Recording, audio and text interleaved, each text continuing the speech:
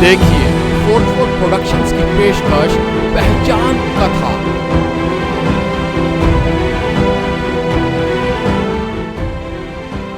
नमस्कार, पहचान कथा में आपका स्वागत है। मैं हूं अंकुश शर्मा और आप देख रहे हैं पहचान कथा का 5वां अंक, आत्मविश्वास दें, टांग ना खींचें। बचपन में हम एक दूसरे को तरह तरह से चिढ़ाते थे, उनकी टांग खींचते थे और उन्हें पीछे धकेलने की भरपूर कोशिश किया करते थे।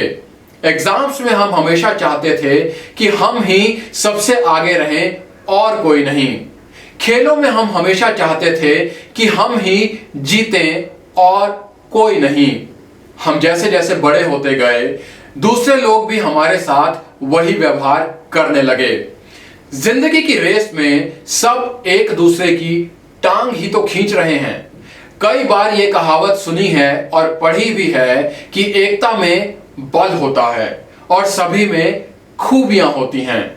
हमें ये अच्छी तरह पता होना चाहिए कि सभी में एक जैसी खूबियां या एक जैसी कमियां नहीं होती। आप लोगों को जानें, पहचानें, उन्हें आगे बढ़ने का मौका दें। ऐसा नहीं है कि जो काम आप नहीं कर सकते वो इस दुनिया में कोई नहीं कर सकता। आत्मविश्वास हमारे अंदर बदलाव लाता है।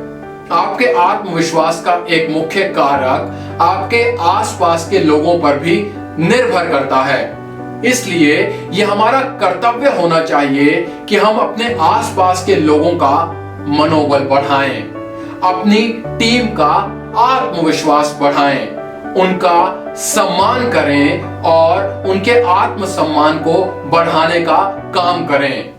क्योंकि कमजोर आत्मसम्मान वाला व्यक्ति आत्मविश्वास भी खो देता है।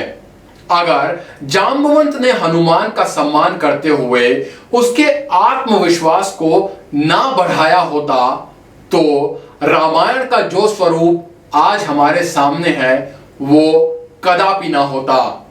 जी हां, किष्किंधा कांड में वाल्मीकि बताते हैं कि जब राम के आग्रह पर सभी टीमें अलग अलग दिशाओं में सीता को ढूंढने गई तो बाली के बेटे अंगद के नेतृत्व में एक टीम दक्षिण की तरफ गई, जिसमें जांबवंत और हनुमान भी थे। जब सभी समुद्र किनारे पहुंचे तो अथाह समुद्र को देखकर डर गए कि भला समुद्र कैसे लांघा जाए। अंगद ने कहा कि मुझे पता है कि आप सभी ताकतवर और शक्तिशाली हैं। हमें सीता को ढूंढने के लिए समुद्र के दूसरी तरफ जाना होगा। तो बताओ, ऐसा कौन है जो समुद्र को लांघ सके?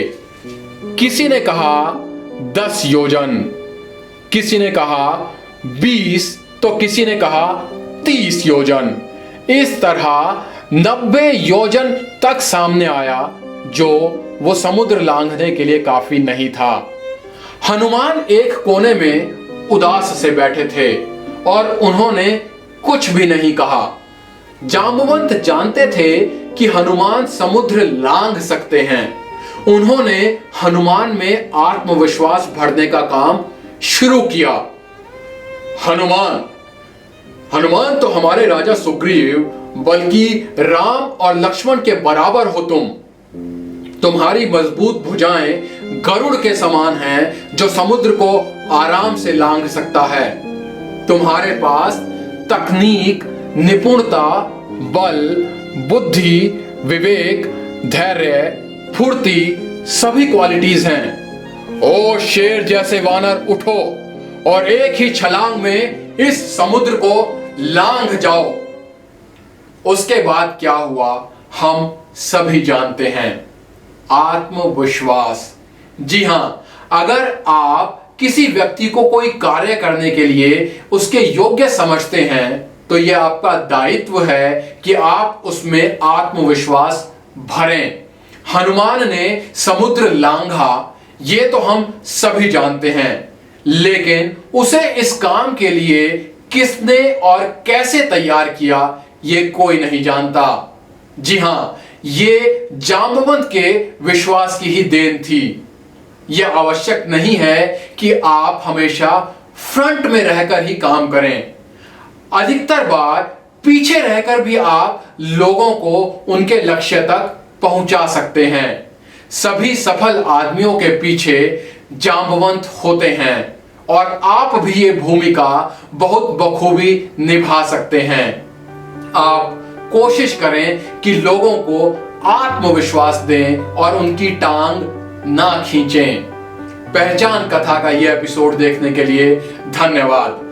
अगले एपिसोड में देखिएगा कि आखिर क्यों आपको परिस्थितियों से घबराना नहीं चाहिए, बल्कि खुशी खुशी सहजता से उनका सामना करना चाहिए। धन्यवाद। देखते रहिए पहचान कथा।